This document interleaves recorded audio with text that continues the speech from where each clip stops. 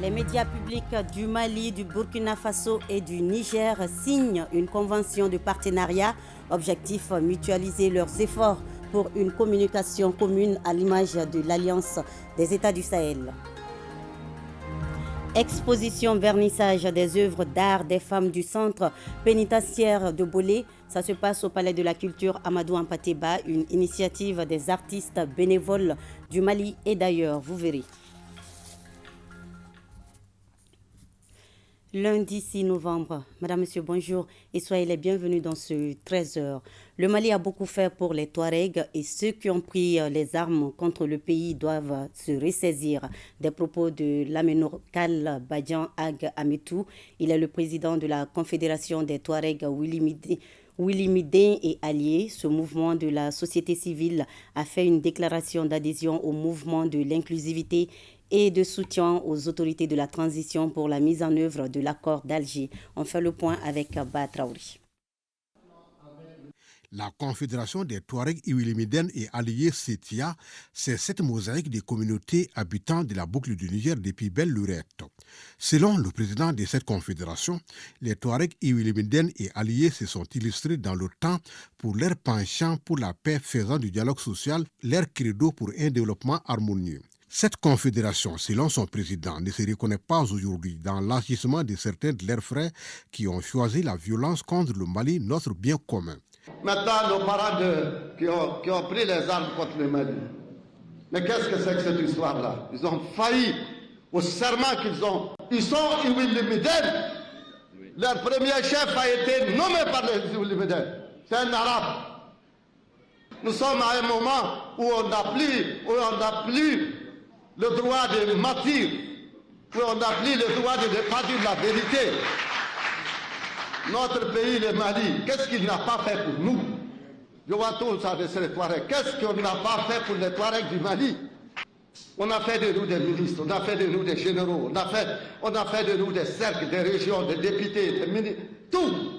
On nous a donné de l'argent, on nous a donné les moyens, on nous a tout donné. Malheureusement, certains, je ne sais pas par quel problème ou quel shaitan, les a entraînés dans un faux problème qui nous a systématiquement détruits. Depuis 1958, les Iwilimiden ont décidé d'accompagner le Mali. Tous les Touaregs du Mali ont signé l'indépendance. Ils ont participé à l'unité du Mali et à l'existence du Mali d'aujourd'hui. Comment se fait-il que nos petits-enfants acceptent de vouloir détruire ce beau pays-là? C'est donc par une déclaration commune que la CETIA, ce mouvement de la société civile, réaffirme son adhésion au mouvement de l'inclusivité et de soutien aux autorités de la transition. La CETIA réaffirme son soutien indéfectible aux autorités de la transition et au Mali un et indivisible. Maintient son engagement à ne ménager aucun effort pour que les Maliens en général et la Confédération des Touaregs Iwilimiden et alliés en particulier puissent bénéficier des dividendes de la paix et de l'accord d'Alger. Décide de soutenir et d'adhérer au mouvement de l'inclusivité. Bravo. Appelle toutes les communautés membres et alliés de la Confédération des Touaregs Iwilimiden et alliés et les combattants à rejoindre sans délai le processus de paix sous la conduite du gouvernement représenté par le ministre de la Réconciliation chargé de la mise en œuvre de l'accord pour la paix et la réconciliation au Mali issu du processus d'Alger à travers les mouvements de l'inclusivité. Réaffirme sa solidarité avec tous les mouvements républicains engagés pour la paix. Réaffirme son attachement à la souveraineté, à l'intégrité et à l'indépendance du Mali. La Confédération des Touaregs Iwilimiden et alliés lance ainsi un message fort pour la paix, dira le président du mouvement de l'inclusivité et de soutien aux autorités de la transition pour la mise en œuvre de l'accord d'Alger. Nous sommes dans un processus de construction de la paix et de récupération de l'intégrité de notre territoire national entre les mains de plusieurs agendas. C'est pourquoi aujourd'hui il appartient à chaque communauté, à chaque acteur, de marquer son engagement clair, sa démarcation totale et claire avec tout ce qui peut nuire à notre nation. Beaucoup de gens sont silencieux. Certainement, ils n'ont pas compris qu'ils ont un devoir vis-à-vis de la nation. Aujourd'hui, c'est un message fort qui a été envoyé au nom de la communauté, à l'endroit de tous ses composants, jeunes et femmes, pour leur dire, voici la voie à suivre. C'est la voie de la paix, c'est la voie de la réconciliation, c'est la voie du Mali courant.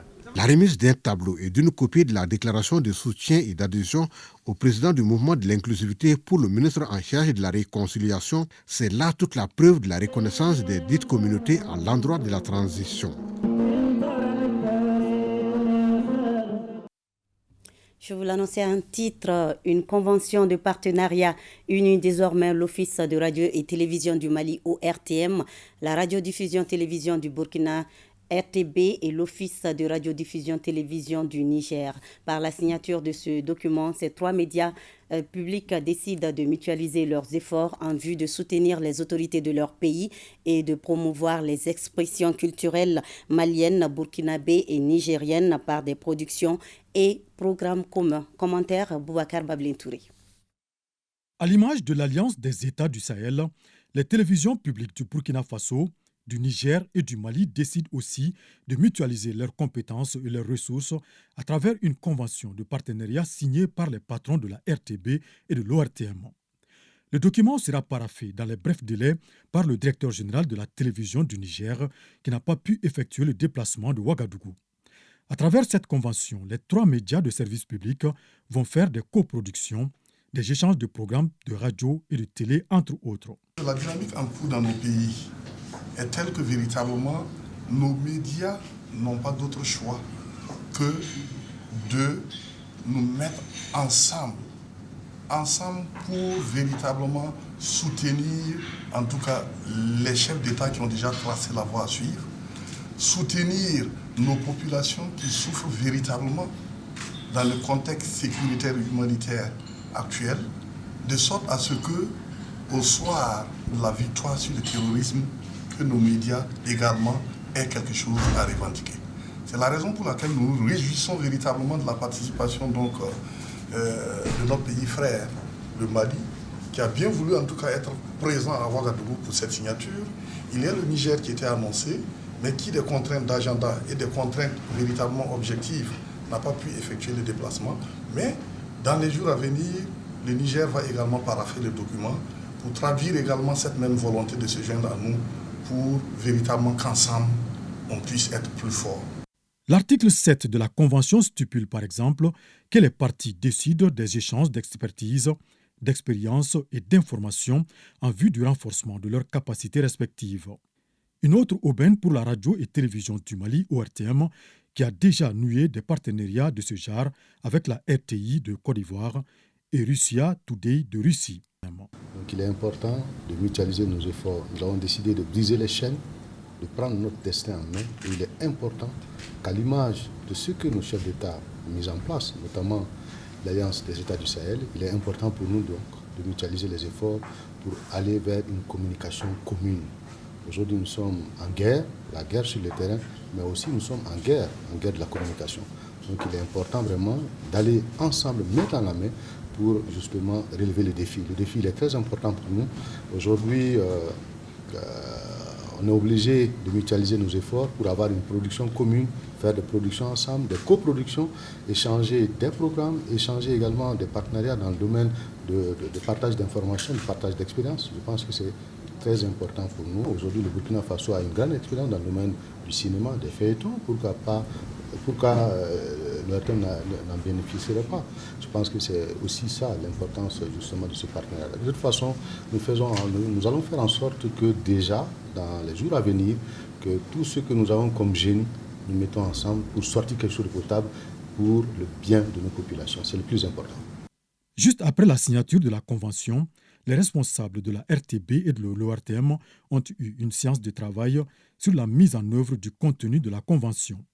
Un plan d'action assorti d'un chronogramme sera bientôt adopté par les différentes parties. Il faut souligner qu'auparavant, la délégation malienne avait été reçue par le ministre burkinabé en charge de la communication qui a vivement salué cette belle initiative tripartite. Autonomisation de la femme au Mali, les femmes rurales de Wélissé-Bougou ont reçu de l'aide en plus du centre multifonctionnel qui leur a été offert par le ministère en charge de la promotion de la femme avec l'appui des partenaires. Objectif, permettre aux femmes de générer des ressources. C'est un grand format signé Sira Bachili. La marche vers l'autonomisation des femmes, clé du développement social. Il s'agit d'investir dans des politiques et des systèmes de protection sociale pour permettre aux femmes d'accéder au marché du travail officiel et au secteur informel afin de leur permettre de s'épanouir. Le département de la promotion de la femme, de l'enfant et de la famille s'y attelle avec des programmes spécifiques comme le Fonds d'appui à l'autonomisation des femmes, FAFE, et le projet Carité. La femme rurale occupe un rôle fondamental, sinon un rôle de premier plan dans le développement rural, mais aussi dans le développement économique de manière générale. Parce que ce sont ces femmes-là qui déploient d'énormes efforts pour les activités de production agricole, mais aussi pour les activités de transformation, de conservation, de commercialisation et de sécurisation des produits agricoles et des produits alimentaires. En se rendant à Wélissé-Bougou, dans la région de Bougouni, ce 26 octobre 2023, la ministre de la Promotion de la Femme, de l'Enfant et de la Famille, Dr Koulibaly Mariam Maïga, est venue à la rencontre des femmes rurales avec 3 de ses collègues pour apporter le soutien des plus hautes autorités. Soutien matérialisé avec ce nouveau centre multifonctionnel de Wélissé-Bougou, construit en collaboration avec l'ONG Qatar Charity, partenaire du département de la promotion de la femme, de l'enfant et de la famille. Le centre a coûté à peu près 100 millions de francs CFA et il est composé de 3 salles, d'une infirmerie, d'un château d'eau, d'une mosquée et aussi d'autres petits aménagements que nous avons réalisés dans le centre. C'est un partenariat large qui porte beaucoup plus sur l'autonomisation de la femme et de l'enfant. Et c'est dans ce cadre effectivement qu'on a réalisé ce centre. Mais il y a lieu aussi de rappeler que depuis 2010, Qatar Charity travaille avec le ministère de la Promotion de la Femme. Comme son nom l'indique, c'est un centre d'autopromotion qui a une fonction multidimensionnelle. C'est-à-dire qu'il doit permettre aux femmes rurales de Wélissé-Bougou de mener plusieurs activités telles que des activités en coupe-couture, des activités en henné, des activités en teinture, des activités en maraîchage, des activités de transformation de produits agricoles et bien d'autres. Il en existe d'autres dans plusieurs localités du Mali, mais pour Wélissé-Bougou, c'est vraiment une première. Le centre a été équipé par le projet d'appui à l'autonomisation des femmes et dividendes démographiques au Sahel, Suède. La raison d'être du Suède aussi est d'accompagner les femmes à leur autonomisation. C'est un élément fondamental de notre mission. Et tout ce qui touche à des actions qui entrent dans ce cadre-là nous concerne. Et particulièrement lorsqu'il s'agit de centres multifonctionnels qui sont des cadres bien indiqués pour former les femmes, nous y sommes. Et dans le cas particulier, il s'agit d'un centre qui va aider à la promotion de l'autonomisation économique des femmes et à bien d'autres aspects. Donc pour nous, le cadre était indiqué pour cet appui. À Wélissé-Bougou, l'accent a été mis sur la labellisation des produits agricoles et l'accès au crédit agricole pour les femmes. Pour les encourager dans leurs activités, 11 femmes battantes rurales ont reçu des attestations.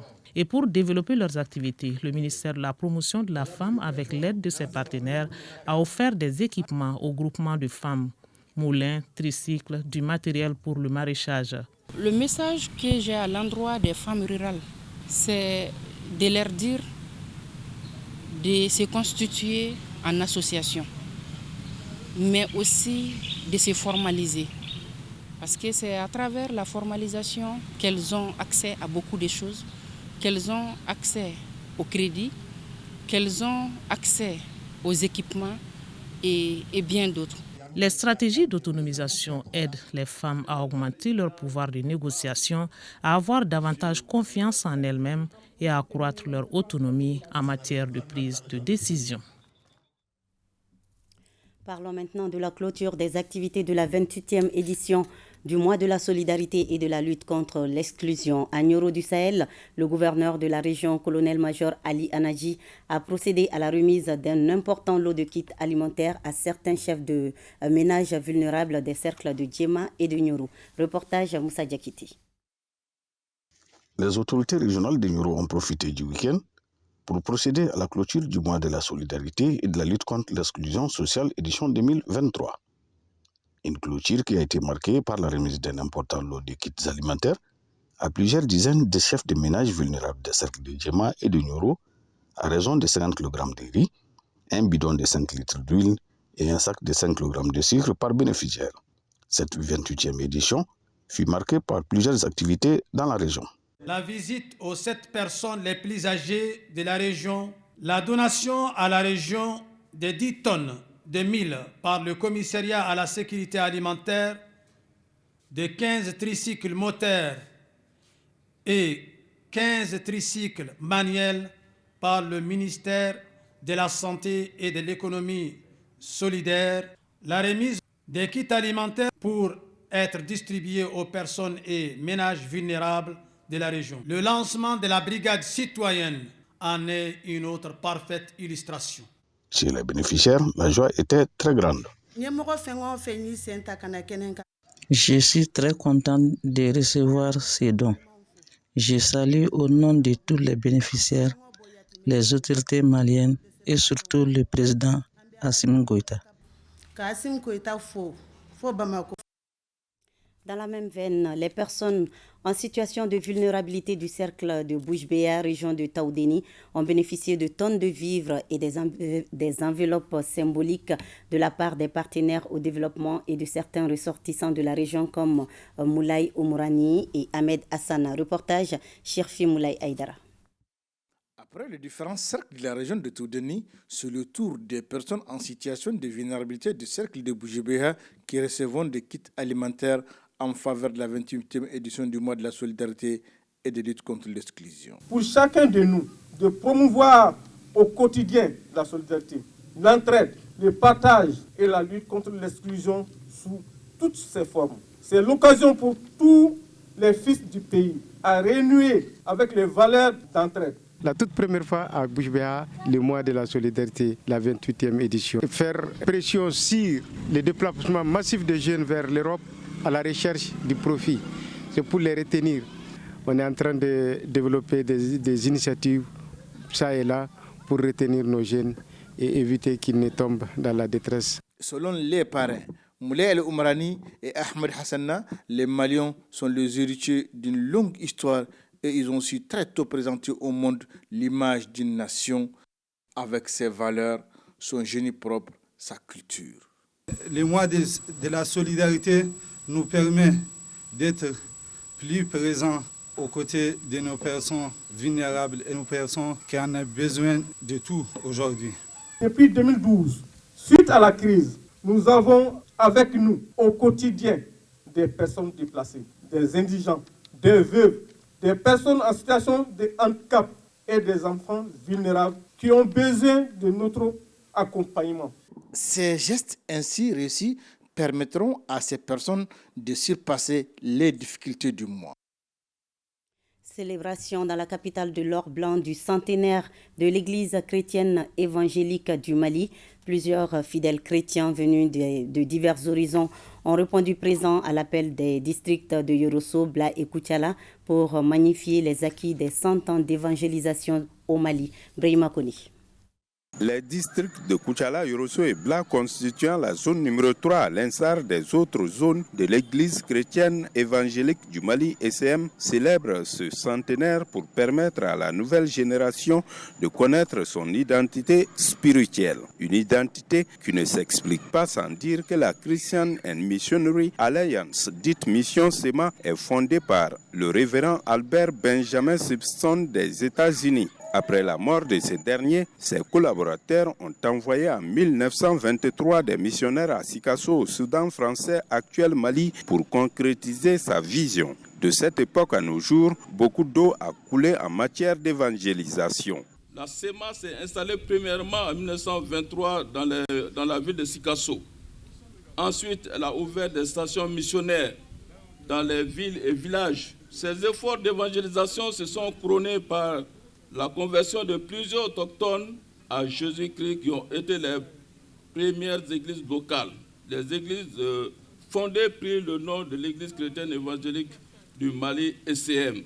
La lecture historique des 3 districts des chants de l'Assemblée avec comme titre Kibaroudouma, la bonne nouvelle, à la Bonia, respectons Dieu, des prières pour la protection de l'Église, la paix et la stabilité au Mali sont quelques temps forts de la fête du 50aire de l'ECM. Le moins que l'on puisse retenir, c'est qu'une démarche participative et inclusive a été entreprise pour célébrer les 100 ans de l'évangélisation au Mali autour du thème « Enfants de l'Alliance chrétienne missionnaire, connaît tes origines et va plus loin ». C'est pour permettre à l'Église d'évaluer l'œuvre missionnaire accomplie par la mission SEMA et l'ECM. De nos jours, l'ECM compte 19 districts, 10 départements, 5 écoles bibliques, 2 ONG, plus de 600 pasteurs et plus de 700 églises locales. Des activités de développement en matière de santé humaine, d'éducation, des écoles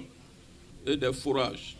Ces progrès ont été successivement salués par le maire et le directeur régional des affaires religieuses du culte de Koutiala. À travers cette remise de cadeaux, hommage a été rendu à l'évangéliste Samba Dao de Somasso, père du général Élisée Jean Dao, parrain de l'événement. Exposition des tableaux d'art des femmes du centre pénitentiaire de Bolé au Palais de la Culture Amadou Hampâté-Bâ, une initiative des artistes bénévoles du Mali et d'ailleurs qui vise à permettre à ces femmes de renforcer leurs capacités dans les techniques artistiques et culturelles. Reportage Ibrahim Kaoukounati et Mamadou Sidibé. Cette exposition d'objets d'art des femmes de Bolé est une restitution des ateliers de peinture. Initiée par un groupe d'artistes bénévoles, elle vise à promouvoir l'expression artistique et le bien-être des femmes de Bolé tout en leur permettant d'accéder à la culture et à l'éducation malgré leur statut carcéral. Elle a vraiment comme objectif offrir au grand public l'opportunité de pouvoir voir les œuvres que les femmes de Bolé ont fait pendant ces 18 derniers mois. Ce projet, c'est un début, mais on cherche une continuité dans ce projet. Je sais que ce n'est pas facile, mais quand même, nous demanderons à l'État et l'implication de tout le personnel de Bolé. 18 mois de formation ont permis aux détenus d'apprendre des techniques en yoga, en slam, en théâtre et en peinture. Ce vernissage, il est possible grâce à la contribution d'abord du Palais de la Culture qui a mis à la disposition la salle et les techniciens de façon bénévole pour la bonne cause et aussi grâce à la contribution de l'ambassade de l'Allemagne. Pour contribuer à la pérennisation du projet, l'exposition Vente des œuvres d'art des femmes de Bolé reste ouverte au Palais de la Culture. Amadou Hampâté-Bâ. Et c'est jusqu'au 12 novembre prochain. Enfin, la journée culturelle du Club des lecteurs du Mali qui a eu lieu samedi dernier à la Bibliothèque nationale.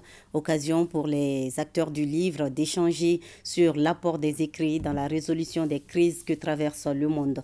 Dossé Babadiara. Les livres à l'ordre du jour ces jours-ci à la faveur de la 5e journée culturelle du Club des lecteurs du Mali. L'objectif est de promouvoir la lecture et la culture de l'excellence. Le message, c'est peut-être parler du thème de la journée culturelle qui est le livre face aux crises. Il s'agit de différentes crises auxquelles le monde fait face et en particulier le Mali. Et notamment la crise sécuritaire, la crise identitaire, la crise des valeurs, la crise économique et la crise politique. Et surtout la crise sanitaire. Donc c'est après constat de ces différentes situations que nous avons choisi cette thématique. La journée culturelle a aussi été l'occasion pour les acteurs des livres d'échanger à travers une conférence débat sur l'apport des écrits dans la résolution des crises qui traversent le monde actuel. Le rôle de la lecture joue ce sens-là. Et d'abord l'écriture. L'écriture est thérapeutique. La lecture joue le même rôle. La lecture permet donc de développer l'intelligence, de développer l'esprit de tolérance, de voyager à travers d'autres pays, d'autres cultures que l'on n'a jamais vécu, donc physiquement. Le club des lecteurs du Mali, créé depuis 2013, est encadré par un écrivain, le professeur Ousmane Diarra.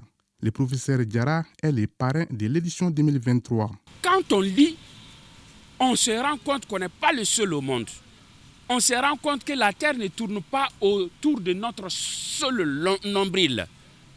On se met au même niveau que les autres et on cherche à comprendre les autres. Et c'est quand nous nous comprenons les uns les autres que la chance de la violence diminue. Le club des lecteurs du Mali appelle la jeunesse malienne à s'intéresser aux livres car, comme le disait Nelson Mandela, une nation qui lit est une nation qui gagne. Et c'est la fin de cette édition. Merci à vous de l'avoir suivi. À 20h, vous avez rendez-vous avec Mariam Koné. Je vous souhaite de passer un bel après-midi avec nous. Excellente semaine à tous.